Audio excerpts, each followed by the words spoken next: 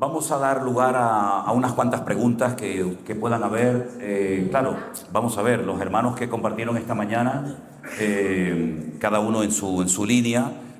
Yo no voy a responder a lo que ellos dijeron, porque en todo caso tendrían que responderlo ellos. Pero sí hay algo relacionado con el tema este que estamos tratando en el Congreso de Entendidos en los Tiempos, de la Biblia, etcétera. Algo que usted quiera aprovechar para preguntar ahora, pienso que sería el momento. Podemos dar lugar a 4 o 5 preguntas. Después hacemos una pequeñita pausa y ya arrancamos con el culto de la noche. Entonces lo que me tienen que hacer es levantar la mano, indicar, porque estamos grabando todo esto y la pregunta que ustedes me hagan yo la tengo que volver a repetir para que nuestra hermana Mari Carmen, pueda escuchar la pregunta, ¿vale? Y yo dar la respuesta. Alguien en la sala, en la congregación, pienso que a lo mejor Mario, ahí tienes un micrófono, Alonso. ¿Tiene alguna pregunta? Lo que tienes que hacer, levantar la mano, te esperas a que se te acerque el micrófono, haces tu pregunta y te la respondemos si tenemos la respuesta. Si no, esperaremos al próximo congreso. A ver, ¿alguien? Allí tenemos, hermano, allí hay un hermano en el lugar aquel que tiene una pregunta. Vamos a escucharla, prestamos atención, por favor, ¿sí? Bueno, esta mañana creo que Eduardo comentó que había como 17.000 cristianos en Israel. 16.000 cristianos en Israel, lógicamente en diferentes congregaciones. Creo que la congregación más grande de Israel está en Galilea y tiene como 400 miembros. Yo conozco a un matrimonio de esa congregación y ellos me dijeron que cuando llegaron a Israel eran los únicos prácticamente con un grupito chiquito de hermanos y por miedo a las represalias se iban a un monte a orar y bueno, empezaron de una forma muy sencilla, pero en Galilea hay una congregación, yo no la conozco personalmente, pero tiene 400 miembros. Y después he estado en congregaciones, he predicado en Tel Aviv, en Askelon y en diferentes, no son muy grandes, no son iglesias muy grandes, pero un total de 16.000. Ahora, en Gaza no lo sé. Sé que hay cristianos como nosotros evangélicos en Nazaret, por ejemplo, que es de mayoría musulmana. He estado en Belén, que también está bajo la autoridad palestina. Sé que también hay cristianos. De hecho, un día paseando por las calles de Belén, me encontré con un cartel que decía Sociedad Bíblica, allí en Belén. Pero no conozco a un pastor que tiene congregación en Nazaret y que tiene congregación en Belén, es árabe, probablemente era del que estaba a lo mejor hablando Eduardo esta mañana, no lo sé, pero ya de congregaciones o de miembros en Siria, no tengo ni idea. Creo que Enrique comentó esta mañana que habían matado a 1.000 y pico hermanos nuestros en esta última escalada, ¿no? Pero honestamente las cifras no las sé. Si alguien las sabe, ¿sabes, Walter, algo de esto? No. También tienen que tener en cuenta de que hay muchos lugares donde los cristianos viven de una forma clandestina. No pueden ahí manifestar abiertamente su fe, ¿no? Entonces hay lugares donde hay cristianos, pero muy calladitos, por miedo a que les quiten la vida, evidentemente. ¿Vale? ¿Ok? ¿Alguien más había levantado su mano? Allá arriba y también por allá. Vamos a escuchar las preguntas, ¿sí? Hermano, adelante. Bueno, mis hermanos, Dios les continúe bendiciendo. La pregunta que tengo, mi hermano José Manuel Sierra, yo quería algo que trataron los pastores esta mañana, pero también con una de las ponencias o de las conferencias o enseñanzas que usted nos ha dado con respecto a que si donde nos dicen en la palabra que al final de la trompeta, ¿no?, nosotros seremos arrebatados. Yo quiero saber si esas trompetas son las mismas que aparecen en Apocalipsis. Esa es mi pregunta. Bueno, las únicas trompetas que aparecen, que yo sepa, en el Nuevo Testamento son las de Apocalipsis. Ok, eso es lo... cierto, las 7 trompetas que se mencionan en Apocalipsis están ahí. Ahora, ¿qué ocurre? Pablo, en 1 Corintios capítulo 15, también habla del toque de una trompeta y, curiosamente, habla de una última trompeta. Dice, no quiero, hermanos, que ignoréis, o no todos seremos transformados, pero no todos dormiremos, pero todos seremos transformados en un momento y en un abrir y cerrar de ojos, porque se tocará la trompeta y al final de la trompeta los muertos en Cristo resucitarán primero, luego nosotros los que vivimos, los que hayamos quedado, no precederemos a los que durmieron, sino que recibiremos al Señor en el aire y así estaremos tal. Entonces, Pablo hace referencia a un toque de trompeta. Pablo habla de que al final de la trompeta o en ese toque de la trompeta. Entonces es interesante notar, por ejemplo, cuando vas al libro del Apocalipsis, qué pasa cuando se toca cada una de las trompetas. Ahora, sobra el decir que estamos hablando en un lenguaje metafórico. No es que se vaya a oír literalmente una trompeta, ni se vaya a derramar una copa sobre la tierra, ¿no? Ni que se vaya a abrir un libro en forma literal. Son formas en plan metafórico de explicar conceptos profundos, ¿no? Ahora bien, las trompetas sirven para convocar y sirven para dar anuncios. Por ejemplo, cuando uno estuvo en el ejército, cuando llegas no te enteras de nada. Todo te suena igual. Pero cuando ya llevas unos días, cuando llevas ya un tiempo, sabes que hay un toque que es para levantarte, otro que es para orar, otro que es para comer, otro que es para formar, etcétera, etcétera, ¿no? Entonces en la Biblia se emplea la trompeta en el libro de Apocalipsis en 7 ocasiones para hablar de juicios venideros. Cosas que van a ocurrir en el planeta Tierra mientras en el mundo espiritual se toca de una forma metafórica esa trompeta. ¿Qué ocurre cuando se suena la última? Porque si Pablo dice a la final trompeta, vamos a la final. Bueno, la Biblia dice que ahí se produce una resurrección. Se produce una resurrección de 2 predicadores que no podemos identificarlos. La Biblia lo llama los 2 testigos.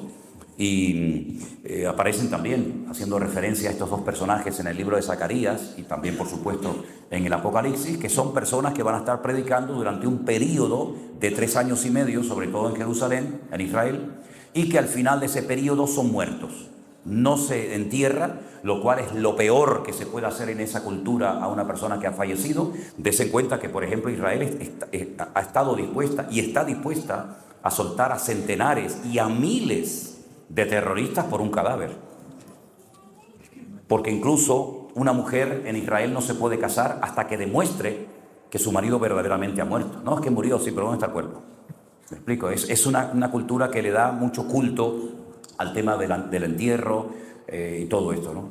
Entonces, ahí se produce una resurrección. La Biblia dice que durante 3 días y medio no los entierran, lo cual es una forma de humillación pública, y a los 3 días y medio, cuando se toca la trompeta, resucita. Ahora, hablando de resurrecciones, la Biblia solamente menciona 2. No hay 3, no hay 4, no hay 5. Hay 2 resurrecciones. Por ejemplo, Daniel capítulo 12 dice: y muchos de los que duermen en el polvo de la tierra resucitarán, unos para vida eterna y otros para confusión y vergüenza eterna. Hay solamente 2, una para vida y otra para muerte. Entonces, bueno, si hay 2, pues si no es ahí donde resucitan, entonces ya hay 3. Por lo tanto, podemos entender que en ese toque de trompeta es cuando se produce la resurrección de los muertos en Cristo. Recuerden que una es para los muertos en Cristo y otra es para los inconversos de todas las épocas, que se produce al final del milenio, que esa es la de muerte. Cuando se presentan ante el gran trono blanco, se abren los libros y dice la Biblia que sus nombres no aparecen por ninguna parte.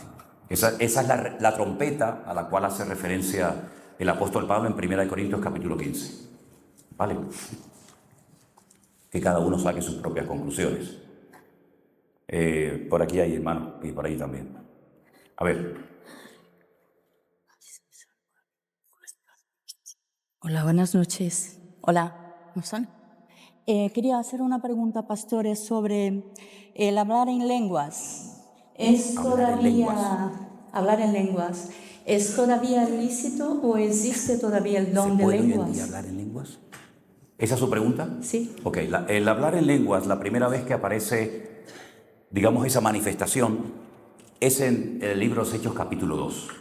Cuando dice, cuando llegó el día de Pentecostés, estaban todos unánime juntos y de repente vino del cielo un estruendo, un viento recio, el cual soplaba y llenó toda la casa, y todos fueron llenos del Espíritu Santo y todos comenzaron a hablar en otras lenguas según el Espíritu les daba que hablasen, ¿verdad? Oraban entonces en Jerusalén, y ahí hay una lista de 19 naciones, ¿verdad?, de los distintos continentes de la tierra, que dice que ante aquel acontecimiento que nunca habían ocurrido, porque en el Antiguo Testamento hay un acontecimiento de confusión de lenguas, que es cuando la destrucción de la Torre de Babel. Pero en el Nuevo Testamento, lo que ocurre en el aposento alto, en Hechos capítulo 2, no es confusión de lenguas, sino es algo que el Señor utilizó en ese momento de una forma sobrenatural para sorprender a los miles y miles de judíos procedentes de todas las naciones de la tierra, que ellos les oían hablar en sus propios idiomas. Por ejemplo, ahí había árabes, había griegos, había partos, medos, elamitas, cretenses, etcétera, etcétera, que dice, ¿cómo estos que no saben hablar en estos idiomas, nosotros les oímos hablar las maravillas del Señor? Esa es la primera referencia que hay en el Nuevo Testamento, bueno, en el Nuevo Testamento y en la Biblia, de personas, en este caso había más de 120, porque solamente se contaban los varones, no las mujeres, ¿verdad? Que hablaban en idiomas que no habían aprendido. Y resulta que tiempo más tarde, cuando el apóstol Pablo, que fue un instrumento del Señor tremendo para darle forma a la iglesia, a la doctrina, a la teología, a nuestras creencias, resulta que él menciona en dos lugares diferentes, escritos por él, Romanos capítulo 12 y también Primera de Corintios capítulo 12, una serie de listas de lo que se conocen como los carismas, ¿sí? Dones, herramientas del Espíritu Santo. Entonces vemos que en Primera de Corintios capítulo 12, él menciona que esa iglesia, diríamos hoy en día, que era una iglesia pentecostal. La iglesia de Corinto era una iglesia pentecostal, porque ¿cuáles son las iglesias que hablan en lenguas? Pues iglesias de una connotación pentecostal. Y no solamente hablaban en lenguas, sino que además dice que también las interpretaban. Y habían profecías en la iglesia. Luego, no era una iglesia de asambleas de hermanos. No, era una iglesia honestamente pentecostal. Y creo que también podríamos decir que la iglesia primitiva, por lo menos un tiempo, fue una iglesia pentecostal, porque también hablaron en lenguas. Lo que quiero decir con todo esto es que ese es uno de los dones que se menciona, por ejemplo, en 1 Corintios capítulo 12, que son 9 dones clasificados en 3 grupos diferentes. Ahora bien, nosotros creemos, por supuesto, a lo mejor no en todas las denominaciones o en todas las iglesias opinan lo mismo o creen lo mismo. Nosotros creemos que todos los dones del Espíritu Santo están en pleno vigor.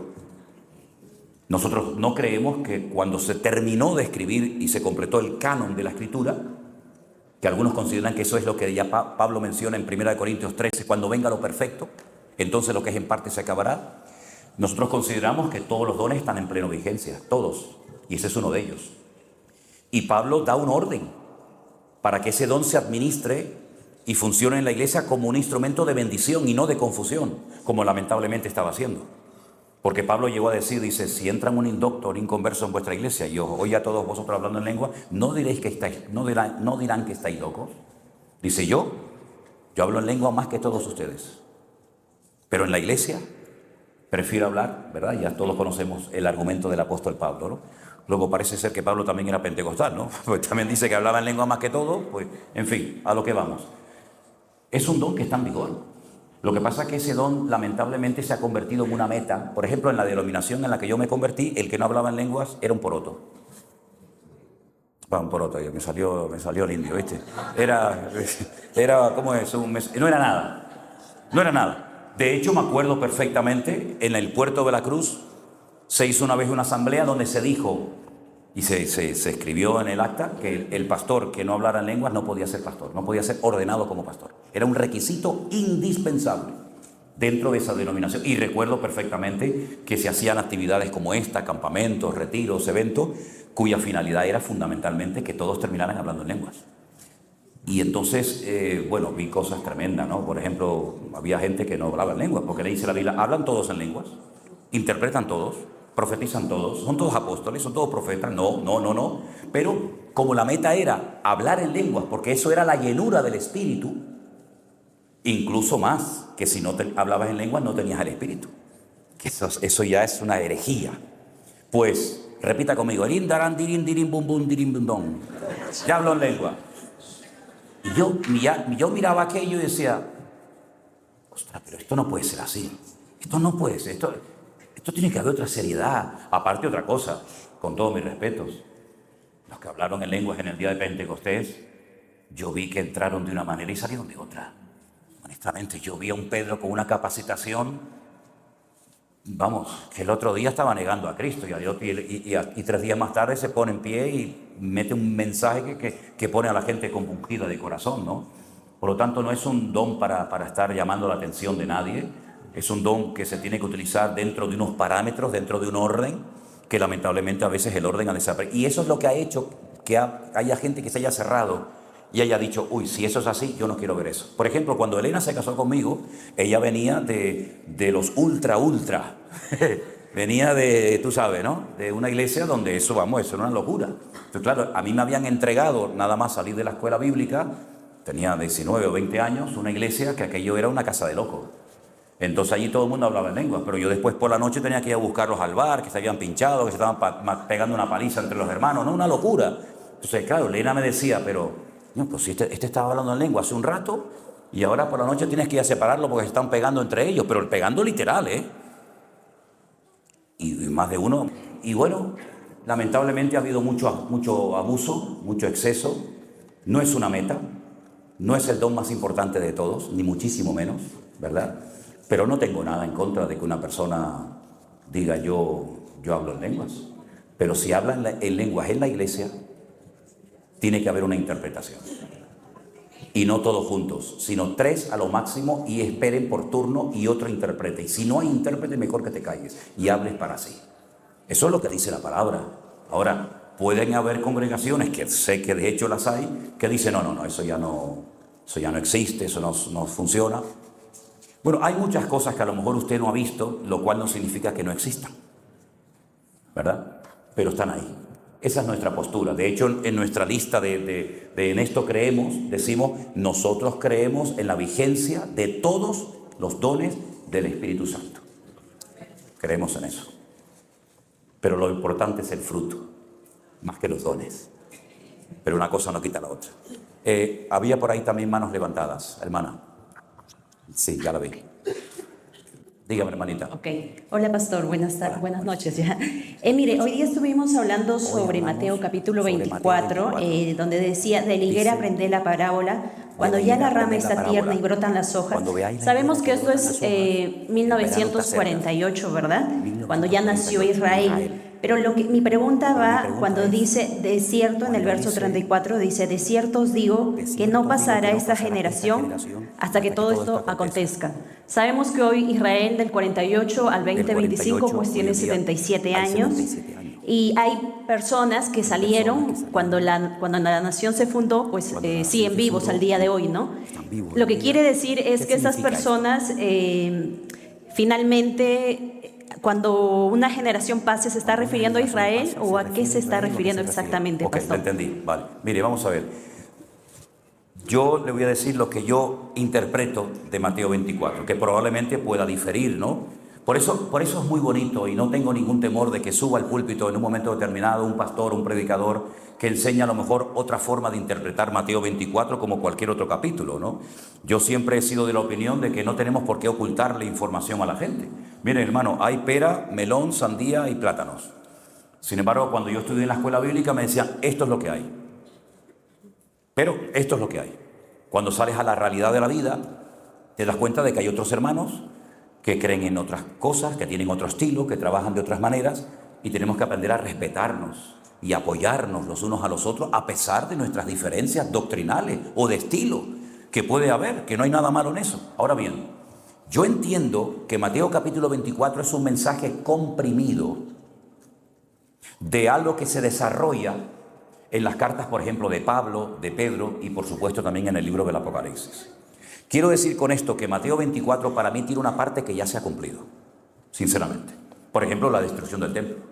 Si ustedes van a Jerusalén, van a darse cuenta de que el templo no existe. Luego, esa parte ya se cumplió.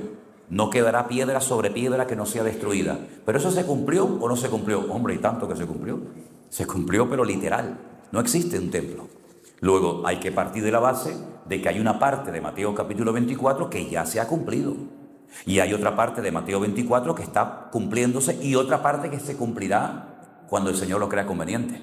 Por lo tanto, el tema de que no pasará esta generación hasta que todo esto acontezca, lo que está bien claro es que esa generación primera de creyentes no vieron todo el cumplimiento de Mateo 24. Porque si no, ya ¿en qué parte de la historia nos encontramos nosotros? Probablemente esté hablando de una generación del tiempo de los últimos tiempos, que podría, por ejemplo, ser la nuestra. Porque lo que esta generación, también habría que definir cuánto dura una generación en la Biblia. Porque algunos dicen 40, otros dicen 70. Habría que definir eso, ¿no? Lo que está bien claro es que habrá una generación que verá el cumplimiento profético de lo que falta por cumplirse de Mateo capítulo 24. Para mí hay profecías en la Biblia de doble cumplimiento. Profecías que tienen una parte que forma parte del pasado, que le dan credibilidad a la parte que falta por cumplirse en el futuro, y profecías que son, digamos, inmediatas, que se cumplen y nada más, ¿no? Por lo tanto, en cuanto a esa generación, ¿a cuál se refiere? Lo que está bien claro, descartamos que no se refería a la primera generación de creyentes. Probablemente se esté refiriendo a la generación de los últimos tiempos que verán la restauración espiritual de Israel, porque hoy ya se hablaba en esta plataforma de la restauración de Israel como nación, que es un hecho. Pero es que en Ezequiel capítulo 36 y 37 nos habla de dos restauraciones que experimentará el pueblo de Israel o la nación de Israel. Una es la restauración nacional, que ya se ha producido evidentemente, pero Israel no ha sido restaurado espiritualmente. Desde mi punto de vista, y pueden diferir algunos, para mí Israel está peor que nunca. Sinceramente. Porque Israel está internamente dividida, digan lo que digan, porque Israel es un caldo de cultivo tremendo y cualquier cosa puede ocurrir en cualquier momento. De hecho, hasta algunos periodistas y políticos y observadores han dicho que Israel puede estar incluso a punto de una guerra civil. Porque están todos contra todos y ha llegado por primera vez en la historia una situación en Israel que todos los que opinan de alguna manera u otra tienen razón. Este está diciendo una cosa, oye, pues tienes razón, pero es que oyes a otro, pues este también tiene razón, y el otro, y también tiene razón. Claro, ahora cómo pones a toda esa gente digamos, en acuerdo, ¿no?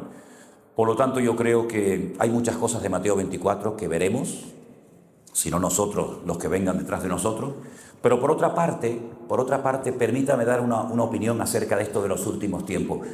¿Cuándo comenzaron los últimos tiempos, hermano? ¿A partir de 1948? ¿La semana pasada? Permítame ponerles un ejemplo bíblico, que sea la Biblia la que hable, que al fin y al cabo es a donde tenemos que remitirnos todos. Cuando en el día de Pentecostés Pedro se pone en pie, porque dice que algunos decían, no, que están borrachos, y otros burlándose, no, están llenos de mosto. Pedro se puso en pie y de memoria, porque no tenía ahí los pergaminos, lógicamente dijo, nosotros no estamos ebrios como vosotros suponéis, porque son las 9 de la mañana, ¿no? Esto es lo dicho por el profeta Joel, y menciona un pasaje diciendo, esto dice el Señor, que en los postreros días derramaré de mi espíritu sobre toda carne, sobre vuestros ancianos, jóvenes, niños, en los postreros días, y Pedro menciona como postreros días de cumplimiento profético, Joel capítulo 2, verso 28 en adelante, y lo mencionó hace 2000 años. Y para él ya estaba en los últimos tiempos. De hecho, Pablo a veces cuando escribe alguna de sus epístolas, habla como que él iba a ser también arrebatado y no experimentaría la muerte. Es decir, yo creo que cada generación de creyentes lo que tiene que vivir es con la expectativa de que estamos en los últimos tiempos. Por otra parte, por todas las evidencias y por todo lo que está ocurriendo a nuestro alrededor, yo sí creo que nosotros estamos ya en los últimos tiempos, honestamente. Ahora, puede ser que haya creyentes que piensen que todavía vamos a estar aquí 2 o 3 mil años. Yo honestamente no lo creo. ¿Hasta cuándo y hasta dónde nos va a permitir llegar y ver el Señor? No lo sé. Pero lo que está bien claro es que nosotros hemos visto en estos últimos 10, 15 o 20 años cosas que durante siglos y siglos nuestros hermanos en la fe no vieron. Y eso es algo muy significativo. ¿No le parece? 2 o 3 preguntas más. La hermanita llevaba ya un ratito con su mano levantada y se le va a calambrar, así que, como dice Inma, se le va a endormir el brazo. Se le va a endormir. Una expresión muy canaria. Tengo endormido el brazo. A ver, hermanita, dígame. ¿Me paro? Las tribus perdidas de Israel, ¿qué es de ellas? Perdidas de Israel.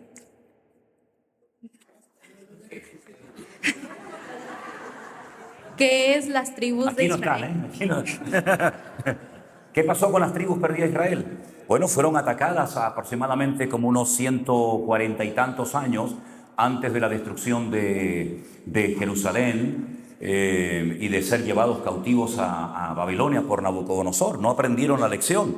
Ustedes saben que Israel tuvo, el primer rey fue Saúl, segundo David, el tercero, el cuarto, el quinto, Hasta ahí llegaron.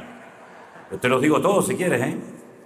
Bueno, a raíz de una división interna que se produjo en el país se dividió, por así decirlo, en dos, y 10 tribus adoptaron el nombre de Israel, como el patriarca Israel, y 2 tribus se quedaron apegadas, fueron fieles a David y se llamaron Judá.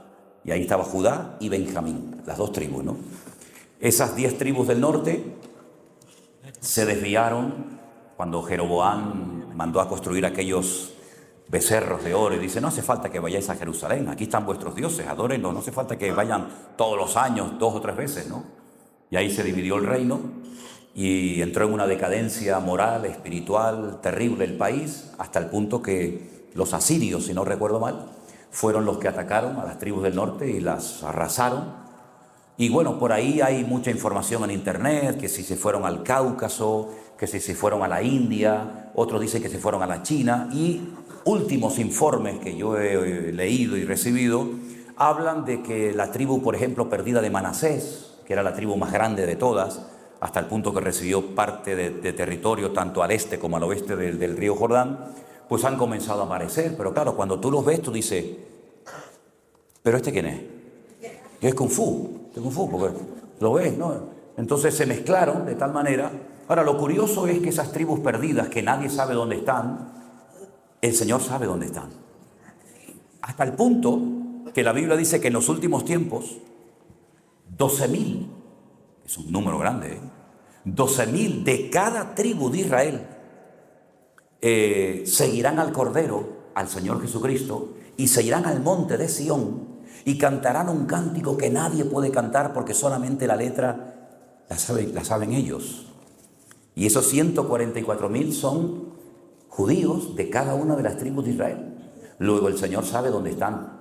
Yo creo que muchos de ellos están vivos, pero no saben que van a ser parte de esa guardia privada, ¿no?, del Señor Jesucristo. Las otras tribus sí se saben, porque volvieron 70 años después del cautiverio en Babilonia, con Esdras, Nehemías y Zorobabel. Pero de las tribus del norte nadie te puede dar con exactitud información de dónde se encuentran, pero que aparecerán. Porque una de las señales cuando venga el Mesías es que reunirá a todas las tribus de Israel. Por eso los judíos, uno de los argumentos que esgrimen en contra de nosotros los cristianos es que Jesús no fue el verdadero Mesías, porque no fue capaz de aglutinar, no fue capaz de traer a las 12 tribus de Israel, que eso ocurrirá en la segunda venida, no en la primera venida, ¿vale? Una preguntita más, ¿os parece? 2, venga, va, hermana, dígame. Allí hay, aquí hay una hermanita. ¿Dónde está el del micrófono? Ah, ahí arriba. Vale. Vale. Dígame. Pastor, Dios lo bendiga. Dios te bendiga. En Éxodo 4:25, donde dice que entonces Séfora tomó un pedernal afilado y cortó el prepucio de su hijo y lo echó a sus pies, diciendo: a la verdad, tú me eres un esposo de sangre. Mi pregunta es, ¿a qué se refería Séfora cuando le decía a Moisés que era esposo de sangre? Ok, mira, la circuncisión que se lleva a cabo en el pueblo de Israel a los 8 días, que es cuando está el nivel de coagulación más alto, también la celebran los árabes cuando el niño tiene, si no recuerdo mal, 12 o 13 años, ¿verdad? Porque a ellos les gusta derramar sangre. La sangre les activa. En todo lugar donde hay derramamiento de sangre siempre hay algún demonio, salvo en el pacto de la circuncisión. Es increíble, ¿no? Para formar parte del pueblo de Israel y demostrar que formabas parte de ese pueblo, el varón llevaba en su cuerpo una marca que era la famosa circuncisión. El que no se quería circuncidar tenía que ser cortado del pueblo. Cortado significa eliminado. No quieres formar parte de nuestro pueblo, no quieres pasar por el aro, no quieres dejarte circuncidar, no puedes formar parte de nuestro pueblo, de nuestra raza o linaje, o llámalo como quieras. El hijo de Moisés, no sabemos el motivo, porque Moisés sabía que había que hacer eso. El hijo de Moisés, por el motivo que no sabemos, no estaba circuncidado. Pero ya el padre había recibido un llamamiento. Había estado 40 años en el desierto y el Señor lo llama a través de aquella zarza que ardía y no se consumía. Tienes que volver a Egipto, sacar al pueblo, traérmelo aquí, etcétera, etcétera. Y él iba a ir a Egipto como libertador del pueblo de Israel, pero no estaba viviendo en el hogar, es decir, en su vida privada. No estaba poniendo en práctica el pacto que ya había arrancado desde los tiempos de Abraham y que se sigue celebrando hasta el día de hoy. Por consiguiente, el Señor lo frenó, porque dice incluso que Jehová, Dios, salió en el camino para matarlo. Y la esposa, que sabía el motivo por el cual Dios salió y le paró los pies a Moisés, se atreve a circuncidar a su hijo. Y dice que el prepucio se lo tiró diciendo: tú eres un esposo de sangre, así que por poco mi hijo pierde la vida. La sangre es la vida en la Biblia. La pregunta es, ¿quién se iba a dar cuenta en Egipto que el hijo del pastor no estaba circuncidado? Nadie lo sabía. Pero lo que el hombre no ve, Dios lo conoce. Y Dios no va a permitir que en público seas una cosa y en privado seas otra. Porque los ojos del Señor recorren toda la tierra. Por lo tanto, el Señor le dice, primeramente comienza a poner en práctica el pacto en tu casa y después vas a Egipto a sacar a mi pueblo. ¿Vale? ¿Te quedó respondida la pregunta? A ver, había una hermana, 12, y ya nos vamos, ¿sí? Bueno, nos vamos, no, quiero decir. Sí. Si alguien se queda dormido, no pasa nada, no pasa nada, créame. No, de verdad, yo me he quedado dormido, pero solamente le voy a pedir un favor, no ronque. No, pero ¿saben por qué? Porque va a despertar a que está al lado. Entonces, duerma tranquilo, en paz, me acostaré y asimismo dormiré, porque solo tú, Señor, me haces vivir confiado. Pero no ronque, por favor, porque nos despierta a los demás. Mi papá decía que lo más maleducado del mundo es el sueño. Cuando uno tiene sueño ya puede estar el rey de España delante que te quedas pajarito. Que duerma, no se preocupe. Si quiere levantar los pies, apoyarse en el coso del marido, pues no pasa nada. Hermana, dele. Buenas tardes. Buenas tardes, hermana. Yo lo que quiero preguntar es en relación a la cremación. La cremación. Porque mi primer esposo fue cremado. Mi primer marido fue cremado. Hace poco yo he pedido ser cremada. ¿Usted qué? Y ser cremada. ¿Usted quiere que la quemen? Cremen. Que la cremen o que me la quemen. ¿Cómo? Cuando yo fallezca. ¿Usted quiere bueno, le prendemos fuego, no hay problema. No es pasa nada. Es lo que yo he pedido y también hace poco falleció mi suegro. Sí. Y también lo quemaron. Y mi esposo actual. ¿Ustedes son valencianos por casualidad o algo? No, porque les gusta mucho el fuego a los valencianos. Pero lo que pasa es que Sí. he escuchado Sí. que eso es malo. Más sin embargo, yo leyendo es bueno. la palabra en Apocalipsis 20. 13 dice, el mar entregó los muertos que había en él. También la muerte y el infierno entregaron los muertos que había en ellos. Y a cada uno fue juzgado según lo que había hecho. La muerte y el infierno. La muerte entregó a los muertos. Hasta ahí me quedo. Claro, pero usted cree que a una señora, a una persona que lo tiraron al mar y ha estado ahí 3000 años, ¿hay alguna diferencia entre ese y otro que lo quemaron? No. ¿Qué quedó del que tiraron al agua? ¿Se lo comieron los peces? Por eso es que yo digo que o sea, decir que cremar a alguien o que es malo, para mí eso es como limitar el poderío de nuestro Dios. Limitar a Dios. Limitar a Dios. No, para decir eso es Mire, como escuche, limitar. yo no he entendido la pregunta. Yo no he entendido. Toma asiento, Okay. Yo lo entendí. Mire, hermana, ¿usted es de la iglesia nuestra virtual o de la iglesia nuestra? No. Bueno, entonces usted lo que tiene que hablar es con su pastor para que cuando se muera, pues le hagan lo que usted haya escrito en su última voluntad. Si usted quiere que la quemen, que la quemen. Si quiere que la entierren, la entierran. Ahora bien, usted me pregunta si es bueno o es malo. Mire, imagínense que usted se muere en alta mar y la tiran al agua.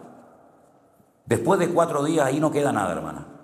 No queda nada. Ahora, si usted me pregunta bíblicamente, eso no se hacía. Eso era una falta de respeto al cadáver, al difunto. De hecho, era una forma de humillar a la persona quemándolo y no enterrándolo, que también hay algunos casos en la Biblia, como por ejemplo, me parece que fue con los huesos de Saúl y de Jonatán y todo esto. Ahora, eso ya entra dentro de su conciencia, hermana. Si usted quiere que la quemen, pues no sé, pues se le quema. Y sí. ¿El problema cuál es el problema? ¿Que después no la van a encontrar?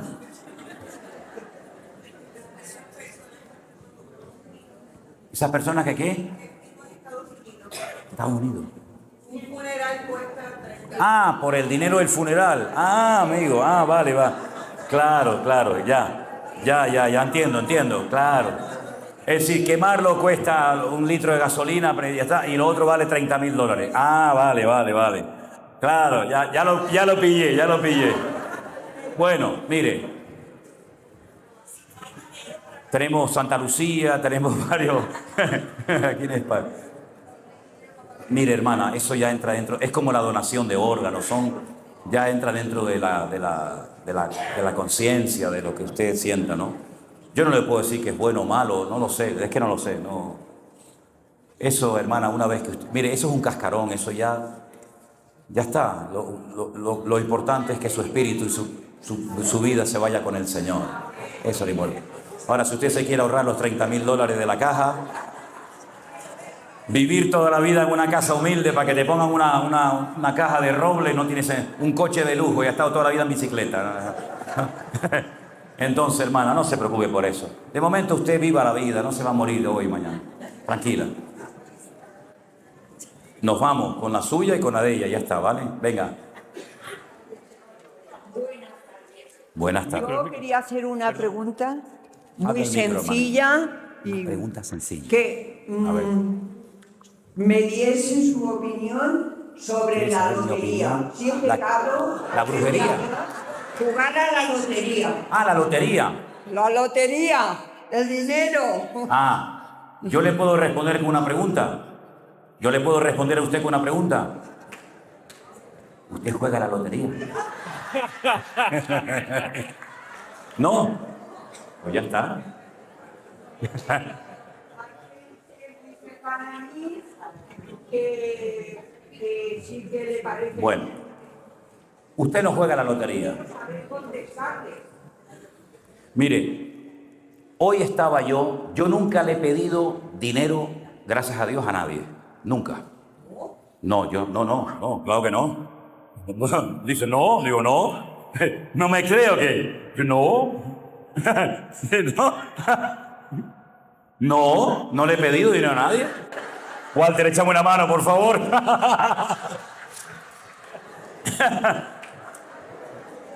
A mí me dijo una vez un pastor, cuando creo que le pregunté algo parecido, que todo lo que no es de fe es pecado. Eso me dijo una vez un pastor referente a la lotería. Yo creo que tenemos un Dios tan grande que conoce todas mis necesidades, que mi Padre que me ve en lo secreto me recompensará en público. Y Él sabe lo que necesito y lo que no necesito. Y dice la palabra del Señor, el pan nuestro de cada día dánoslo hoy, y teniendo sustento y abrigo, estemos contentos con esto. Usted me preguntará, gloria a Dios. Usted me preguntará, y por ejemplo, en tu caso, ¿cómo hace? Digo yo, ¿no? Yo le digo lo que hago. Yo me voy a mi habitación, es mi costumbre, cada uno como si quiera hacer el pino puente, a mí me da igual como usted ore, ¿no? Pero yo entro a mi habitación cuando tengo una necesidad, me pongo de rodillas y le digo, Señor, esta es mi necesidad. Y el Señor me responde. Yo no creo que sea bueno que un cristiano tenga la vida. Además, eso engancha, ¿eh? Eso, el dinero que el Señor pone en nuestras manos no es para jugar a loterías, es para bendecir la obra de Dios. Sinceramente. Terminamos con la última hermana, la hermanita de Italia. Acérquenle el micro y ya terminamos, ¿sí? En Mateo 24:40 dice, entonces estarán dos en el campo, y uno será tomado y el otro será dejado. Ajá. Cuando lo toma a uno de ellos, pero cosa es. ¿Qué cosa es? Sí. Ok, mire, siempre hemos entendido, sí, 2 mujeres estarán en un molino, la una será tomada, la otra será dejada, 2 estarán durmiendo en el campo, en una cama, 2 estarán moliendo en el campo. Porque si Sí. una será salva, la otra Bueno. no. Déjeme que les diga algo. Siempre hemos entendido que el que es quitado o tomado es el creyente que se va arrebatado. ¿Sí o no? Espera. Y el que se queda es el malo. Siempre lo hemos entendido así. Pero déjenme que les diga algo. El otro día alguien me hizo una pregunta y me dijo, ¿conoces la parábola del trigo y la cizaña? Que por cierto ahora he venido de Andalucía y toda España es un campo de golf. Claro, ha llovido tanto que todo está verde. Es una belleza viajar por España. Yo he venido de Huelva, toda la noche conduciendo hasta Alicante. De Alicante me he venido aquí y ahora está el trigo. Y es una belleza los campos de trigo. Están, claro, después estarán amarillos, ¿no? Pero ahora están todos verdes. Es una belleza de verdad viajar por España ahora, ¿no? Y la pregunta que me hacía este hermano era la siguiente. En la parábola del trigo y la cizaña, cuando le dice, oye, ¿tú sembraste trigo? ¿Y esta cizaña? Dice, eso fue alguien malo. Alguien malo que vino. Como el trigo y la cizaña son casi idénticos. Son iguales. Solamente se diferencian cuando llega el momento de la cosecha. Porque el trigo se dobla, porque tiene fruto, y la cizaña sigue ahí iniesta, ¿no? Entonces, ¿quieres que arranquemos la cizaña? Dice, no, ahora no, porque si arrancas la cizaña, capaz que me arrancas también el trigo. ¿Qué se quitó primero, el trigo o la cizaña? Primero se quitó la cizaña y luego se quitó el trigo. Y ahí habla de lo que el Señor va a hacer en los últimos tiempos, que a uno los quita y los echa al fuego y a otros, ¿verdad? ¿Y no será al revés? Que el Señor al que quita es el malo y al que deja es el bueno para que entre a disfrutar del milenio con el Señor. Lo dejo ahí.